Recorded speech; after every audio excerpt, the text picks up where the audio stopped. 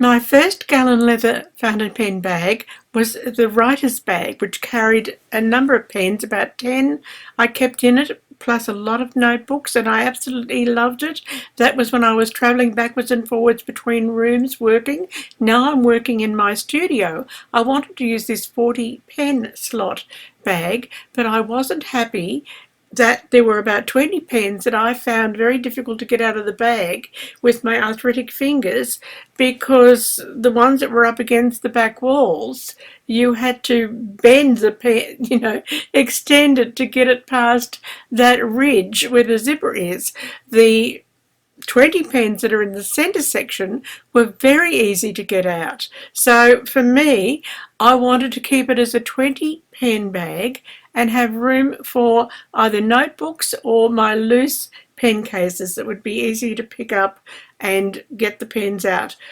I thought about this for about 18 months before I had the courage to get in and make the change, partly because this had been a gift to me from my husband, and one doesn't like to pull apart a gift.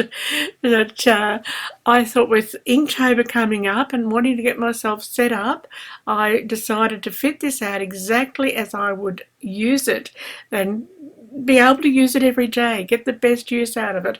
I also was keen to set up a range of pens in coloured inks that would be intermixable, that would stay, well, at least reasonably archival quality if I was to change the pens out after a rinse, knowing that the same chemical construction was going into the pens, not having to be terribly concerned about clashes of chemicals by changing brands. I've always been like that with my paintings. I want to have my paintings as archival quality as possible, so I don't mix brands of paint in a painting. And I was looking at doing the same thing with my work that's done with fountain pen inks.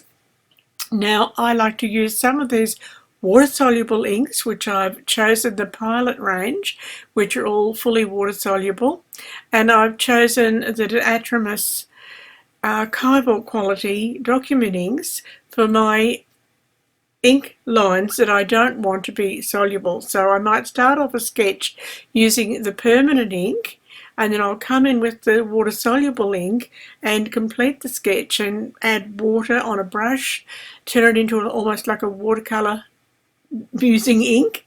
So I love the combination of permanent and non-permanent inks in a painting, but not swapping them around in pens. So I wanted to have a decision made that each pen would have its own unique colour and style of ink. So the back pockets will be used for the neutral colours in one pen case, and for my permanent inks in another pen case, and the centre sections will be my lovely range of the Pilot water-soluble inks.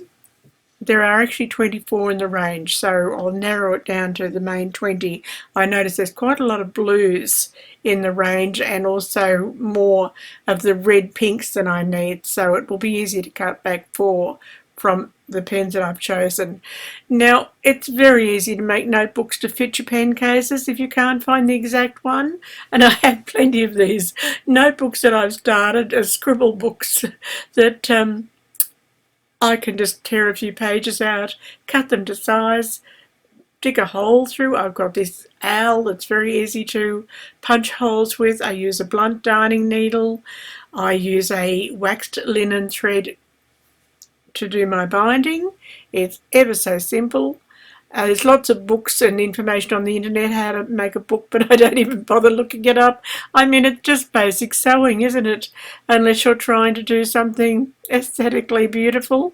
I'm a practical person, and I'm really just after a practical notebook for scribbling my notes, maybe jotting down what I've got inked up this week, that type of thing. So I'm making a notebook for the pen case because I didn't have one that fitted exactly. They're either a little bit too big or a little too small, and you can see how quick and easy this was. Hardest part with arthritic fingers is tying a knot. All good. Now, with some of my pens are the vintage Conway Stewarts, I did not want to stick labels onto the pen in case I damaged the exterior of the pen. These resin-coated pens or stainless steel, they're fine for sticking labels on, but I've actually put the label within the pen case on a bit of paper.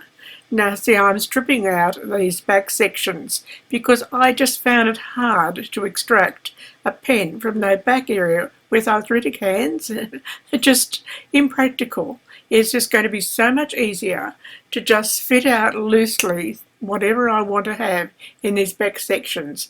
Again, I'm making another book here using watercolour paper and putting it inside the covers of a watercolour book that I had completed before. I had lots of things hanging around my studio that I could use to make something that was just going to be perfect for what I need now. So I'm coming up with a perfect fountain pen and notebook case without my having to buy anything, just by recycling, repurposing things that I already had and was underusing. If you find it hard to get the needle through, just punch a wider hole with the awl and also run your thread through a piece of wax. You can also use dental floss if you don't actually have the correct supplies to do this bookbinding. Dental floss is easy, the waxed type, to get through and thread. This video is sped up 8 times. I've cut nothing out of it, so you can see how quick it is to put together a book just as you want. I just found it very hard to get high quality watercolour paper in notebooks. They tend to use the less than top quality, and well, as I own the top quality, why not use it? With the refit of the front section of the case a success, I rip out the pen holders at the back. You can see that ridge where that zipper is. You can imagine how hard it was to manipulate a fountain pen out of that back section if your hands were not highly dexterous.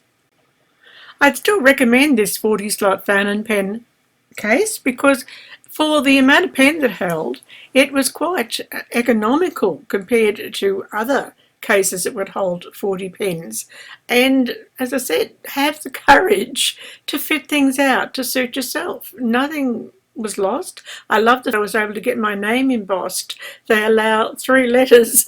I'm very lucky that I've got a 3-letter name. The fact that Well, I'm glad I chose to do Inktober this year because one of my plans had been to fit this pen case out with a rainbow of ink colours in the one brand, inks that were intermixable, and that's why I chose this particular range of ink, the Pilot Iroshizuku inks. I like the fact that they promote these inks as being nature's colours, and as most of my artwork with the inks will be landscapes or flower paintings, nature scenes. It just seemed to be a perfect range for me. There's certainly a lot more blues and the red pinks in the range that I will need, and I have a certain amount of favourite inks from other brands, so I'll work out which of the inks that I will choose not to use of that brand and replace them with a few favourites from other brands. So I'll end up with a certain amount of mixing, but I've started off just with that particular brand of ink. In the centre part, in one of these small packets, I've put the neutral tones for sketching, and in the other smaller ink pack, I've put my permanent inks by De Atramus, the archival quality ones that are not water soluble for my basic initial sketch. I have half a dozen gold nibbed vintage pens that I will use as dip pens for the other inks that I use during Inktober, and I'm just going to enjoy doing Inktober, and I'd love for you to follow me, give us a thumbs up and subscribe, and thank you for helping my channel grow. Most appreciated.